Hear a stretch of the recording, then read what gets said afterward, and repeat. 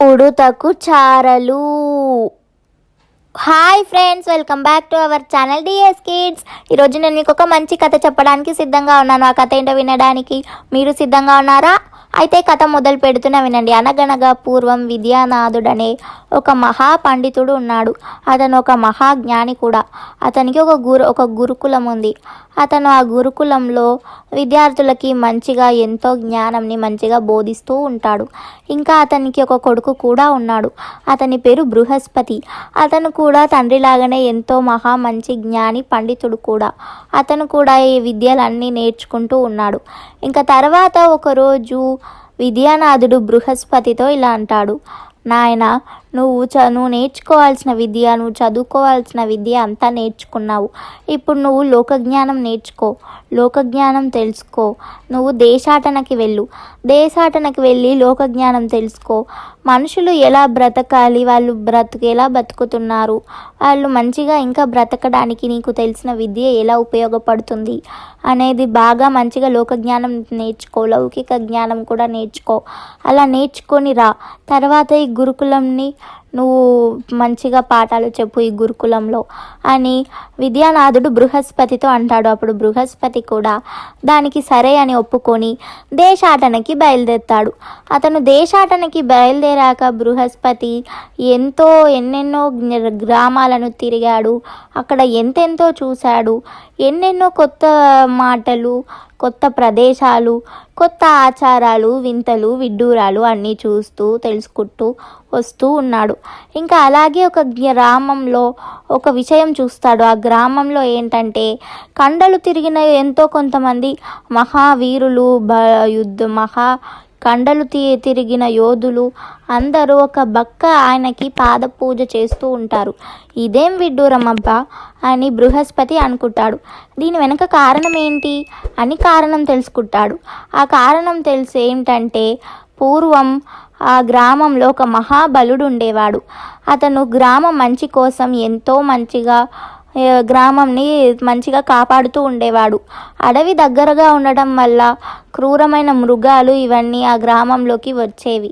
ఇంకా మహాబలుడు ఒక్కడే ఆ క్రూర మృగాల్ని ఎదిరించేవాడు. అతనొక్కడే ఆ క్రూర మృగాల్ని అంతం చేసేవాడు.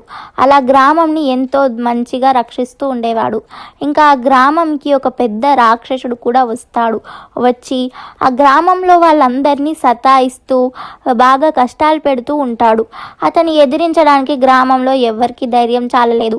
ఇంకా మహాబలుడు ఒక్కడే ఒంటరిగా అతనితో యుద్ధం చేస్తాడు. యుద్ధం చేసి అతను గెలుస్తాడు. మహాబలుడు రాక్షసుని ఓడిస్తాడు. ఇంకా అప్పటి నుంచి ఆ గ్రామంలో అందరికీ మహాబలుడు అంటే చాలా గౌరవం పెరిగింది. ఇంకా ఈ కండలు తిరిగిన యోధులు వీళ్ళందరూ వ్యాయామం మంచిగా పుష్టిగా తయారు అవ్వాలి అనుకున్న వాళ్ళందరికీ ఈ మహాబలుడు ఒక దేవుడిలాగా అయిపోయాడు. అందరూ ఈ మహాబలుడిని ఆరాధిస్తూ ఉంటారు. ఆ మహాబలుడు ఆ రాక్షసుని చంపిన రోజున మహాబలుడికి ఆ కండలు తిరిగిన యోధులు మంచిగా పుష్టిగా యోధుడు అవ్వాలనుకున్న వాళ్ళు మహాబలుడికి పాదపూజ చేసేవారు. ఇంకా తర్వాత మహాబలుడు చనిపోయాక అతని సంతతికి ఇలా అదే రోజు మహాబలుడు రాక్షసుని చంపిన రోజున పాదపూజ చేయడం ఆ గ్రామంలో ఇలా ఆచారంగా పెట్టుకొని అందరూ కండలు తిరిగిన యోధులు ఆ సంతతికి మహాబలుడికి చెందిన సంతతికి అంటే వాళ్ళ మనవడికో ముని మనవడికో పాదపూజ చేస్తూ ఉంటారు. ఈ విషయం తెలుసుకొని బృహస్పతి ఎంతో ఆశ్చర్యపోతాడు కూడా. ఇంకా అలాగే బృహస్పతి ఇంకొక గ్రామానికి కూడా వెళ్తాడు. ఆ గ్రామంలో ఆ గ్రామ పెద్ద వితండుడి ఇంట్లో బస చేస్తాడు. అప్పుడు వితండుడు బృహస్పతితో ఇలా అంటాడు, ఓ మహానుభావ, మీరు ఎంతో మహాపండితులు. మీ నాన్నగారు కూడా ఎంతో గొప్ప జ్ఞాని. మీ నాన్నగారి జ్ఞానము మీ నాన్నగారు మహాపండితుడు. ఆయన గురించి దేశమంతా బాగా తెలుసు. ఆయన కొడుకు మీరు కూడా ఎంతో మహాజ్ఞాని. మా ఊర్లో మా గ్రామంకి మేము ఆస్థాన కవిని ఎంచుకోబోతున్నాం ఈరోజు. అక్కడికి దయచేసి మీరు కూడా రండి. మీలాంటి గొప్ప పండితుల పర్యవేక్షణలో ఆస్థాన కవిని ఎంచుకోవడం జరగాలి. అలా జరిగితేనే మా గ్రామానికి మంచిగా కూడా ఉంటుంది అని బృహస్పతిని ఆహ్వానిస్తాడు వితండుడు. బృహస్పతి కూడా సరే అంటాడు. ఇంకా వాళ్ళు ఆస్థాన కవి ఎన్నుకునే పోటీకి వెళ్తారు. ఇంకా అక్కడికి 6 వస్తారు. 6 ఆస్థాన కవి పదవి సొంతం చేసుకోవాలని 6 పోటీదారులు వస్తారు. ఆ పోటీదారులో 2 మాత్రమే సులభంగా, మంచిగా, గొప్పగా, ఆశవికంగా కవిత్వాలు చెప్తారు. ఇంకా 2లో ఒకడు అంబరుడు అతను ఇంట్లోనే తను 3 కవిత్వాలు రచించుకొని తెస్తాడు. ఇంకా అలా తెచ్చాక ఆ ఊరి గ్రామ పెద్ద వితండుడు అతన్ని అకస్మాత్తుగా చూసి, నువ్వు అంబరుడివి కదా, నువ్వు ఎన్ని కవిత్వాలు తెచ్చావు అని అడుగుతాడు. అప్పుడు అంబరుడు, నేను 3 కవిత్వాలని రచించుకొని తీసుకొచ్చాను అంటాడు. అప్పుడు అతను, లేదు అంబరుడైతే నువ్వు 5 కవిత్వాలు రచించి తేవాలి అని ఆ గ్రామ పెద్ద వితండుడు చెప్పి ఇంకా అతనితో ఇంకొక ఆశకవి ఉంటాడు. అతనినే ఆస్థాన కవిగా నిర్ణయిస్తాడు ఈ వితండుడు. అంబరుణ్ణి చెయ్యరు, అతను 3 కవిత్వాలు మాత్రమే రచించి తెచ్చినందుకు అని ఆ గ్రామ పెద్ద వితండుడు చెప్తారు.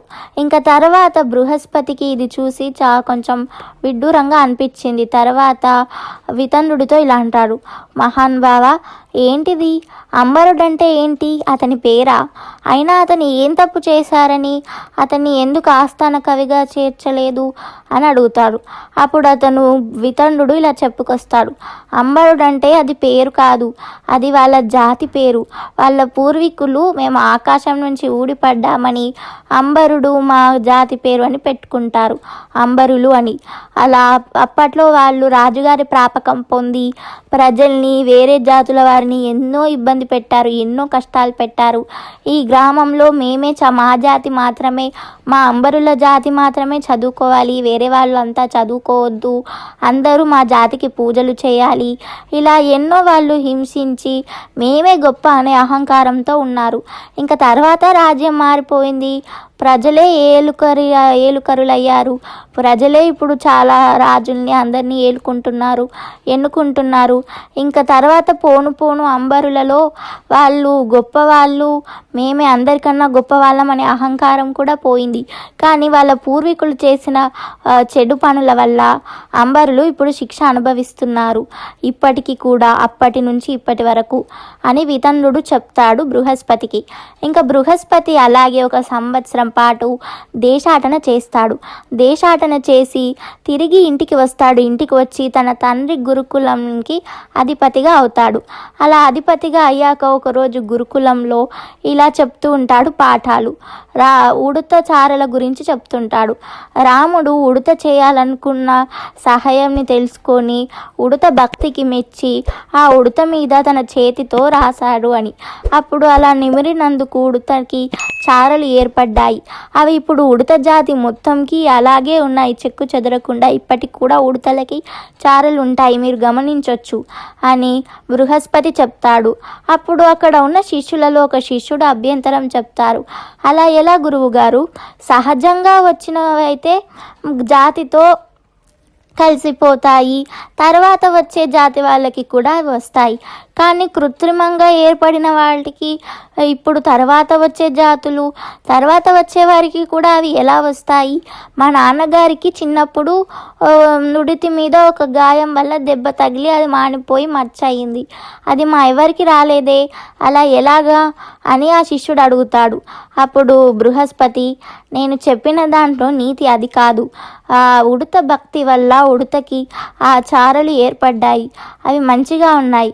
కానీ ఇప్పుడు మానవ జాతి చేస్తున్న పనుల వల్ల మానవుల జాతికి పైకి కనిపించే ముద్రలు కాదు, కనిపించని ముద్రలు ఏర్పడుతున్నాయి, అవి ఇప్పటికీ ఉన్నాయి అని తను చూసిన 2 సంఘటనలు, అంబరుడి సంఘటన, మహాబలుడి సంఘటన, మహాబలుడు చేసిన పని, ఆ సంఘటన, అదంతా తన విద్యార్థులకి బోధిస్తాడు Brihaspati.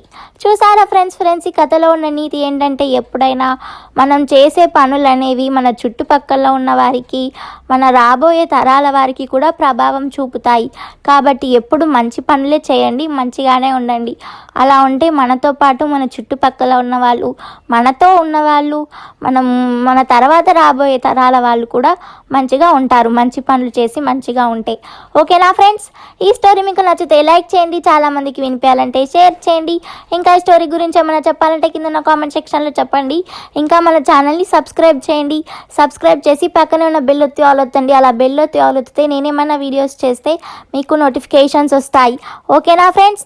Bye bye, see you next week. ఇంకొక కొత్త మంచి స్టోరీతో నేను మీ ముందుకు వస్తాను. నేను మీ బుద్ధుడిని. Bye bye, see you next week.